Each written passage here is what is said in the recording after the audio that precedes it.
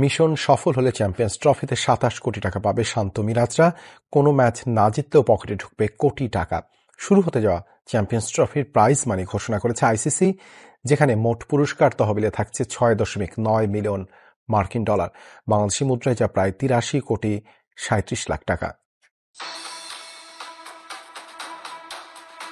খেলা তো শুধু আর ছেলে খেলা নেই। ফুটবল হোক কিংবা ক্রিকেট, ফ্র্যাঞ্চাইজি থেকে শুরু করে বৈশ্বিক আসর, প্রাইজ মানির গ্রাফটা দিন দিন উঠছে উপরের দিকেই। ৮ বছর পর হাইব্রিড মডেলে পাকিস্তান ও সংযুক্ত আরব আমিরাতে শুরু হতে যাচ্ছে চলতি বছরের আইসিসির সবচেয়ে বড় ইভেন্ট।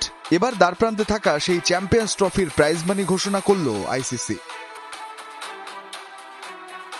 ২০২৫ আইসিসি চ্যাম্পিয়ন্স ট্রফির মোট পুরস্কার তহবিল হবে ৬.৯ মিলিয়ন, অর্থাৎ ৬৯ লাখ মার্কিন ডলার, বাংলাদেশি মুদ্রায় যা প্রায় ৮৩ কোটি ৩৭ লাখ টাকা। আইসিসি জানিয়েছে সবশেষ ২০১৭ আসরের তুলনায় অঙ্কটা বেড়েছে ৫৩%।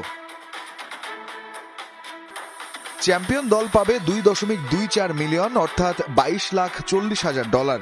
সুতরাং বলা যায় বাংলাদেশি মুদ্রায় ২৭ কোটি ৬ লাখ টাকা পাবে এবারের আসরের চ্যাম্পিয়ন দল। টাইগার অধিনায়ক নাজমুল শান্তর বলে যাওয়া কথা মতো মিশন শেষ হলে টাইগার স্কোয়াডে থাকা প্রত্যেকের ব্যাংক অ্যাকাউন্টে ঢুকবে কোটি টাকা। শান্ত মিরাজরা রানার্স আপ হলে পাবেন ১১,২২,০০০ ডলার, বাংলা টাকায় পরিমাণটা ১৩ কোটি ৫৩ লাখ টাকা। ফাইনালের মঞ্চে উঠতে ব্যর্থ হওয়া ২ সেমিফাইনালিস্ট পাবে ৫,৬০,০০০ ডলার করে, বাংলাদেশি মুদ্রায় সেটাও ৬ কোটি ৭৭ লাখ টাকার সমান। গ্রুপ পর্ব থেকে বিদায় নেওয়া দলকেও মোটা অঙ্কের টাকা পুরস্কার দেবে আইসিসি। ৮ দলের টুর্নামেন্টে পঞ্চম ও ষষ্ঠ অবস্থানে থাকা ২ দল পাবে ৩.৫ লাখ ডলার, অর্থাৎ ৪ কোটি ২৩ লাখ টাকা করে। ৭ ও ৮ নম্বরে থেকে টুর্নামেন্ট শেষ করলেও কোটি ছোঁবে অঙ্কটা। তারা পাবেন ১,৪০,০০০ ডলার, অর্থাৎ বাংলাদেশি মুদ্রায় ১ কোটি ৬৯ লাখ টাকা করে।